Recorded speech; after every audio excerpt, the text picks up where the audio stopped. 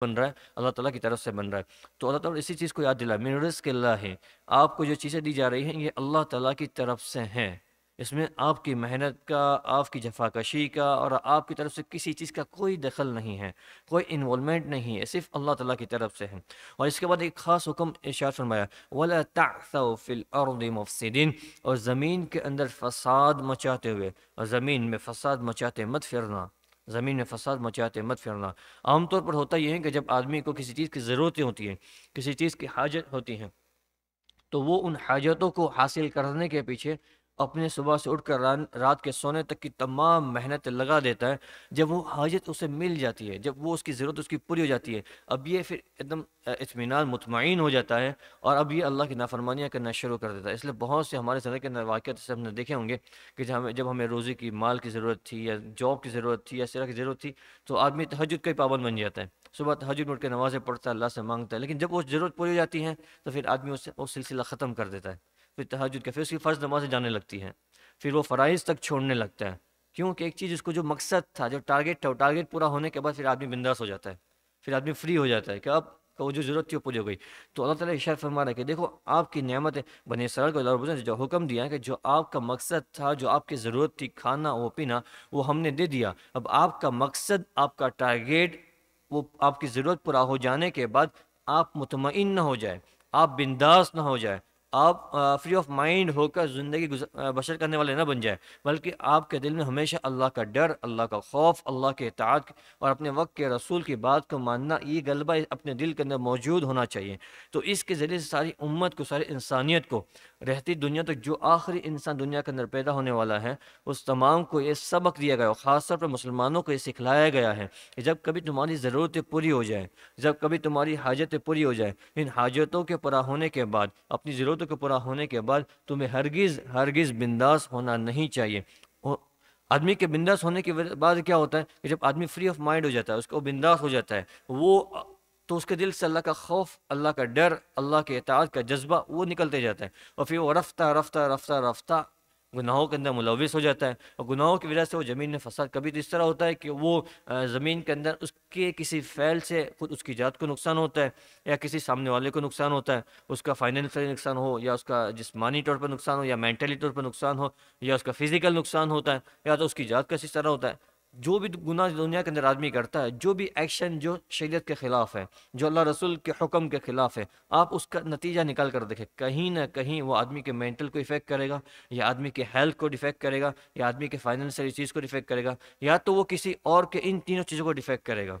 یا کسی اور کے مینٹلی، فائنینشلی یا فزیکلی چیز کو وہ افیکٹ کرے گا۔ تو آدمی کا جو گناہ دنیا کے اندر ہوتا ہے وہ انہی چیزوں، اس لیے رب العزت فرماتے ہیں وَلَا تَعْثَوْا فِي الْأَرْضِ مُفْسِدِينَ، آپ کے مقاصد کو اور اپنی ضرورتوں کو پورا ہو جانے کے بعد بنداس نہ ہو جائیے، زمین کے اندر کھلے بنداس ہو کر نہ گھومیے اور فساد نہ مچائیے۔ یہی حکم بنی اسرائیل کو دیا گیا تھا، چونکہ مفسرین نے اس موقع پر لکھا کہ ان کی طبیعت کے اندر اثر فساد والی طبیعت تھی، ان کی طبیعتوں کے اندر اثر فساد کا غلبہ تھا، اور وہ اس چیز کو وہ غالب سمجھتے تھے،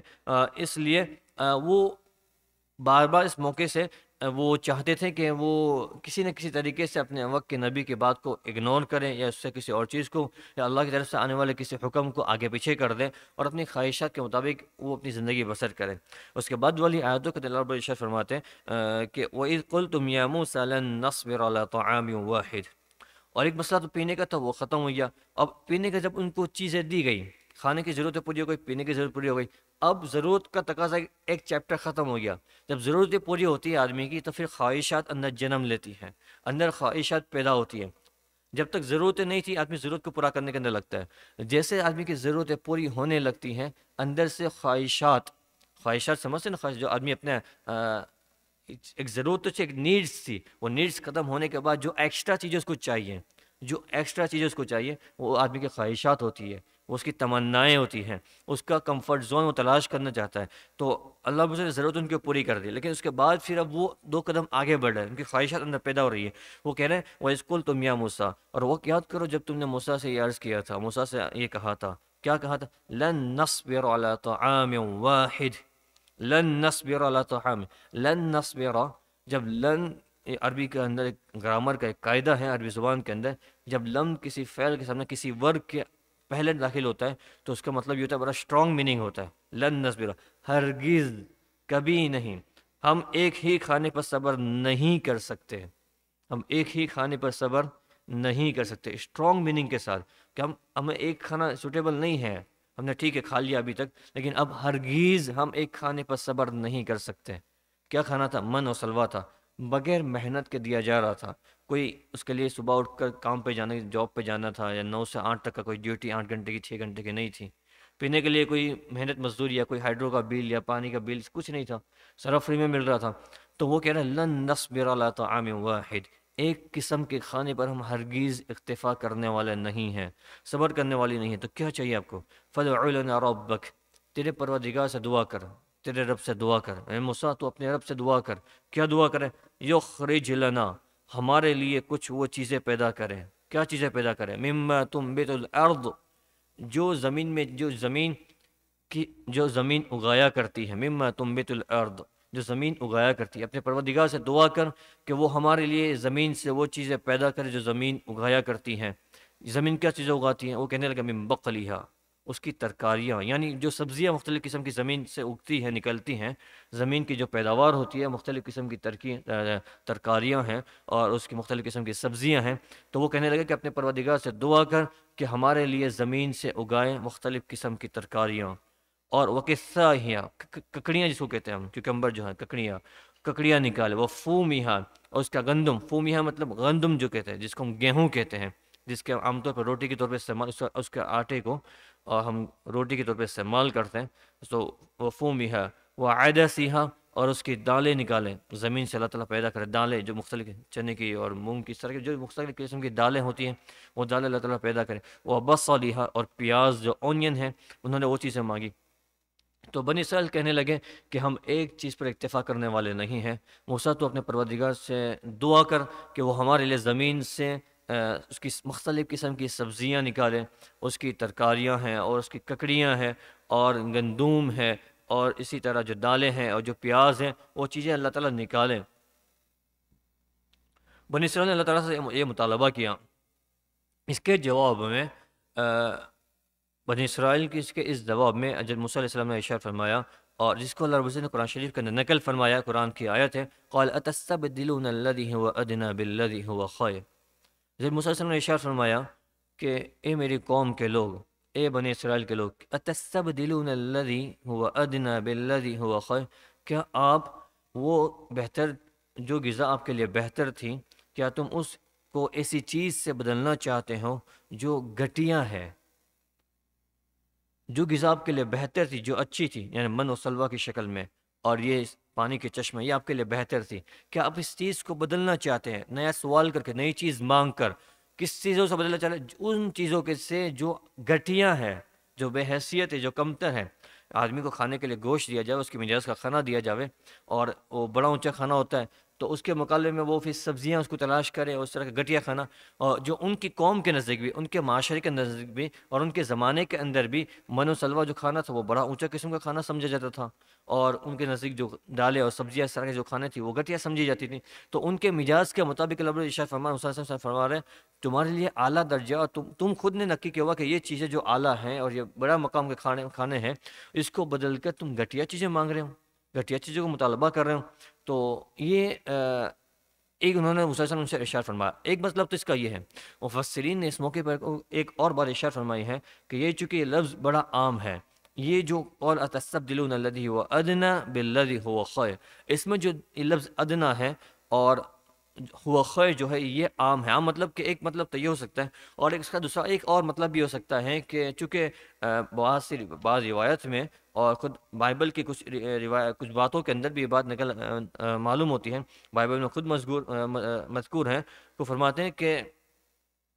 جب موسیٰ علیہ السلام نے ان کو مصر سے لے کر آئے اور وادی سینا کے اندر تھے، اور ان کو کھانے کے لیے من و سلوا مل رہا تھا اور پینے کے لیے پانی مل رہا تھا، اور وہاں وہ زندگی بسر کر رہے تھے، تو وہ موسیٰ علیہ السلام کو آ کر شکایتیں کرنے لگے، شکوے کرنے لگے، کمپلینس کرنے لگے کہ موسیٰ تو نے ہم کو ہلاک کر دیا، ہم تیری بات کو مان کر ہم تو برباد ہو گئے، تیری بات نہیں مانی تھی ہم نے، اور نہیں مان رہی تھی تک ہم لوگ مصر میں تھے، ہم لوگ سٹی میں تھے، ایک شہر میں ہم زندگی بسر کرتے تھے، ہمارے اپنے گھر تھے، ہم جو چاہتے تھے وہ کھاتے تھے اور جو چاہتے تھے وہ پہنتے تھے، اور یہ اس طرح کی چیزیں انہوں بیان کرنے لگے۔ تیری بات کو مان کر ہم برباد ہو گئے، اب ہم ایک کھلے میدان میں ہیں اور ایک چیز ہمیں کھانی پڑتی ہے اور ایک ہی چیز ہمیں پینی پڑتی ہے اور اس طرح کی چیزیں، وہ شکایتیں کرنے لگیں۔ تو اس چیز کو حضرت موسیٰ علیہ السلام نے ارشاد فرمایا کہ قال اتستبدلون الذی هو ادنی بالذی هو خیر، کیا آپ اس زندگی کو بہتر سمجھتے ہو یا آپ اس زندگی کے بدلے میں اس زندگی کو آپ اعلیٰ سمجھتے ہیں جو فرعون کی غلامی میں تھی، جو فرعون تمہارے بیٹوں کو قتل کرتا تھا اور تمہاری عورتوں کو زندہ چھوڑ دیتا تھا اور تم کو غلام بنائے رکھا تھا، اور ایک غلامی کی زندگی کو تم بہتر سمجھتے ہو، اس غلامی کی زندگی کو تم ترجیح دیتے ہو، اس کو فرسٹ پرائیورٹی دیتے ہو اس زندگی کے مقابلے میں جو تمہاری آزادگی والی ہے، یا تمہاری کوئی فرعون کے اوپر غلبہ کیا ہوا نہیں ہے، فرعون نے تمہیں غلام بنایا ہوا نہیں ہے، یا کوئی تمہارے بیٹے کو قتل نہیں کر رہا ہے، تمہاری بچیوں کو تمہاری عورتوں کو کوئی باندی نہیں بنا رہا ہے، کوئی غلام نہیں بنا رہا ہے، تو تمہیں اس زندگی کے مقابلے میں وہ زندگی پسند آ رہی ہے جس میں فرعون نے تمہاری بچوں کو قتل کیا ہوا تھا، تمہیں عذاب دیتا تھا، تمہیں مختلف قسم کی پریشانیوں میں ڈالتا تھا۔ تو مفسرین نے یہ دونوں مطلب اس سے نکالے ہوئے ہیں، ایک تو یہ کہ انہوں نے کھانے کے سلسلے میں جو سوال کیا تھا اس کے متعلق ایک حکم یہ بیان فرمایا کہ آپ کا یہ جو کھانا دیا جا رہا ہے یہ اعلیٰ قسم کا ہے، اب اس کے مقابلے کے اندر اس کے بدلے میں آپ گھٹیا قسم کا کھانا مانگ رہے ہیں، اور دوسری بات یہ کہ آپ یہ جو زندگی آپ کے پاس ہے، کوئی زندگی جو کوئی معاش کی اور کوئی فکر نہیں ہے کمانے کی اور کھانے پینے کی اور سونے کی، آپ کو ساری چیزیں پرووائڈ کی جا رہی ہیں، آپ اس کے مقابلے میں وہ زندگی چاہیے کہ جس کے اندر آپ کو کام دھندہ بھی ہو اور کاروبار بھی کرنا ہو اور محنت مزدوری بھی کرنا ہو، وہ زندگی کو آپ طلب کر رہے ہیں یا فرعون کی غلامی کو طلب کر رہے ہیں یا اس کو آپ بہتر سمجھ رہے ہیں، یہ دونوں مطلب اس سے نکالے ہیں۔ لیکن یہ چونکہ باتیں ہوتی رہیں اور اللہ رب العزت نے ان کے اس نافرمانی اور ان کے اس خواہشات کے اتباع کو اور ان کو اس طرح بیجا سوالات کرنے پر اللہ رب العزت نے ان سے ارشاد فرمایا اہبطوا مصر فإن لكم ما سألتم، چونکہ آپ ان چیزوں کا مطالبہ کر چکے ہوں اور جو نعمتیں ہماری طرف سے آپ کو دی گئی تھی ان نعمتوں پر آپ کو قناعت نہیں ہے، ان نعمتوں پر آپ کو اکتفا نہیں ہے، ان نعمتوں پر آپ کو بس نہیں ہے، آپ کو اور ایکسٹرا چاہیے، آپ کو اور ایکسٹرا چاہیے، تو آپ کو اس ماحول سے نکالا جا رہا ہے۔ کون سے ماحول سے؟ جس ماحول کے اندر اللہ کی طرف سے نعمتیں آ رہی تھی، جو اللہ کی طرف سے بلیسنگز آپ کے اوپر آ رہے تھے، اللہ کی طرف سے آپ کو جو فضیلتیں دی گئی تھی، اب وہاں سے نکلو، اہبطوا مصر، تم آگے اب اس شہر میں اتر جاؤ، فإن لكم ما سألتم، تو وہاں تمہیں وہ چیزیں مل جائے گی جو تم نے مانگی تھی۔ تو وہ جو گزشتہ آیات کے اندر بیان کیا گیا جو وادی جو شہر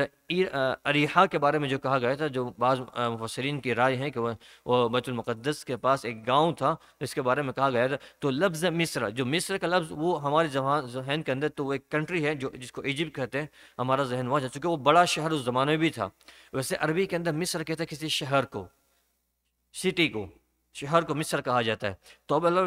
اہبطوا مصر، مطلب یہ جو اریحا نامی بستی کا آپ کو جو گزشتہ آیت کا حکم کیا گیا تھا کہ وہاں آپ سر کو جھکاتے ہوئے سجدہ کرتے ہوئے داخل ہو جائے اور حطۃ کہتے ہوئے داخل ہو، تو اللہ رب العزت اہبطوا مصر، اسی بستی میں آپ اس شہر میں آپ داخل ہو جائیے اور آپ کے لیے وہاں پر وہ تمام چیزیں میسر ہے جس کا آپ نے سوال کیا تھا۔ مطلب یہ کہ آپ کو ایک جو فیسلٹیز والی زندگی تھی، 5 اسٹار جو لائف تھی آپ کو، وہ لائف آپ کی ختم ہو رہی ہے، ایک نیا چیپٹر شروع ہو رہا ہے، آپ کو اس میں کمانا بھی ہے، عبادتیں بھی کرنی ہیں، آپ کو اپنی زندگی اپنے گھر والوں کی دیکھ بھال بھی کرنی ہے اور کھانے پینے کی ضرورت ہے خود آپ کو خود اپنی محنت سے مہیا کرنی ہے، اس کے لیے آپ کو محنت مزدوری کرنی پڑے گی، اس تمام چیزیں آپ کو وہاں پہ کرنی پڑے گی۔ تو اسی طرح کی طرف اللہ نے ارشاد فرمایا اہبطوا مصر فإن لكم ما سألتم۔ مفسرین نے اس موقع پر ایک اور عجیب نقطہ بیان فرمایا ہے کہ آدمی جب بھی اپنی ضرورتوں کو کراس کر کے خواہشات کی طرف بڑھتا ہے تو اس کو مشقتیں تکلیفیں برداشت کرنی ہی پڑتی ہیں۔ جب تک آدمی اپنی ضرورتوں کے اوپر اکتفا کرتا ہے کہ میری ضرورت اتنی تھی، اس میں اپنی ضرورت پوری ہو رہی ہے، تو اس کو آسانی کے ساتھ وہ زندگی بسر کر سکتا ہے، آسانی کے ساتھ زندگی بسر کر رہا تھا۔ لیکن جب وہ ضرورتوں کو کراس کرتا ہے، ایک آدمی کے کھانے کی ضرورت تھی، اس کا پیٹ کا بھرنا، ایک سالن سے بھی کھانا اس کی غذا ختم ہو جائے، اس کی بھوک مر سکتی ہے ایک کھانے سے، لیکن اس کا دل چاہے کہ تھوڑا سا میں ایک لقمہ اس کھانے کا ماروں، دوسرا لقمہ میرا دوسرا ڈیفرنٹ سالن ہو، تیسرا لقمہ میرا تیسرا ڈیفرنٹ سالن ہو، میرے کھانے کے اندر پینے کے اندر مجھے ڈیفرنٹ چیزیں ہوں، تو اب یہ مختلف چیزیں جمع کرنے کے اندر اس کی محنت زیادہ چاہیے۔ ایک چیز کے لیے اس کی ایک تھوڑی سی محنت کافی ہو جاتی، 2-4 سالن کو جمع کرنے کے لیے اس کی محنت اور زیادہ چاہیے۔ تو مفسرین نے اس موقع پر اگر یہ آدمی زندگی بسر کرنا چاہتا ہے ایک کمرے کے اندر اس کی ضرورت کے مطابق وہ بھی کر سکتا ہے، لیکن اب اس کو بڑا گھر چاہیے، اللہ نے ایک دیا ہوا تھا، اس کو بڑا چاہیے، تو اس کے لیے اور اس کی محنت لگے گی اور کوششیں لگے گی اور اس کو تھکنا پڑے گا اور اس کو اس کے پیچھے اپنا ایفرٹ لگانا پڑے گا۔ تو مفسرین نے ایک بڑا اہم نقطہ اس موقع پر بیان فرمایا ہے کہ جب آدمی اپنی ضرورتوں کو چھوڑ کر، اپنی ضرورتیں کراس کر کے اپنی خواہشات پہ چلنا شروع کرتا ہے تو اس کو دنیا کے اندر تھکنا پڑتا ہے۔ آج دنیا کے اندر عام طور پر جو تھکاوٹ ہے اور جو دھکے مارے جا رہے ہیں، آدمی جو اپنی کمر اس کی تھکا جاتی ہیں دنیاوی مال کو حاصل کرنے کے لیے اور اس طرح کی جو چیزیں، اس کی سب سے بڑا اس کا نتیجہ آپ نکال کر دیکھیں، آدمی اپنی خواہشات کو پوری نہیں کر پا رہا، اور خواہشات کو پورا کرنے کے لیے ساری تھکاوٹ ہے۔ بات یہ جو نارمل زندگیاں گزارتے ہیں ضرورتوں کے اندر، وہ ایک جاب کے اوپر ایک تھوڑے سے کام پر اکتفا کرتے ہو، ماشاءاللہ وہ اطمینان سے زندگی بسر کر رہے ہیں، لیکن جن کو ایکسٹرا چاہیے ان کو ایکسٹرا محنت مزدوری کرنی ہی پڑے گی۔ تو قرآن کے اس حلقے کے ذریعے سے ایک سبق دیا جا رہا ہے کہ اللہ کی طرف سے جو چیزیں ہمیں دی جا رہی ہیں بقدر ضرورت اس کو استعمال کر کے اس پر اکتفا کرے، اس پر قناعت کرے، اس پر صبر کرے، اس پر شکر کرے، تو اللہ تعالیٰ شکر کی وجہ سے اس نعمت میں اضافہ کرتا رہے گا۔ اور اس کا اگر ہم نے نفس کا تقاضا تو یہ ہے، اور شیطان کی طرف سے مستقل محنتیں ہوتی رہے گی کہ وہ آدمی کے اندر خواہشات کو پیدا کرے گا۔ کیوں؟ اگر وہ ایک چیز پہ اکتفا کر لے گا، قناعت کر لے گا، تو یہ خواہشات اندر پیدا ہوگی نہیں، اور خواہشات پیدا نہیں ہوگی تو یہ گناہوں کے راستے پر چلے گا نہیں۔ تو وہ ان خواہشات کو پیدا کر کر آدمی کو چاہتا ہے کہ وہ زیادہ نمازوں کو کمپرومائز کرے، روزوں کو اور اللہ کے حکم کو کمپرومائز کرے، شریعت کی طرف سے دیے گئے کمانے کے جو اصول ہیں، جو ضوابط ہیں، اس کو کمپرومائز کرے، اور آدمی اپنی محنت لگاوے دنیا کے حصول کو، دنیا کو مقصد بنا کر جینے کے اندر۔ اس لیے میں نے گزشتہ مجلس کے اندر جو روایت نقل کی تھی اس کے اندر رسول صلی اللہ علیہ وسلم ارشاد فرما رہے ہیں کہ آدمی ایک زمانہ ایسا آئے گا جس میں آدمی دنیا کو مقصد بنا کر زندگی بسر کرے گا۔ تو اس کا وجہ یہ کہ آدمی خواہشات کے اتباع کے اندر لگا ہوا ہے، اپنی خواہشات کو پورا کرنے کے لگا ہوا ہے، اس کو دنیا کو مقصد بنا کر جینا پڑے گا، تب جا کے اس کی خواہشات پورے گی۔ اور جب آدمی نے دنیا کو مقصد بنا کر جینا شروع کیا تو اس کا اسلام 110%، 110% اس کا اسلام کمپرومائز ہونے والا ہی ہے کسی نہ کسی شکل میں۔ چاہے وہ عبادت 5 وقت پوری کر رہا ہے تو اس کا عبادت کا اسلام کمپرومائز نہیں ہوا، لیکن اس کا معاملات والا، معاشرت والا، اس طرح کے جو حقوق پامال ہوں گے،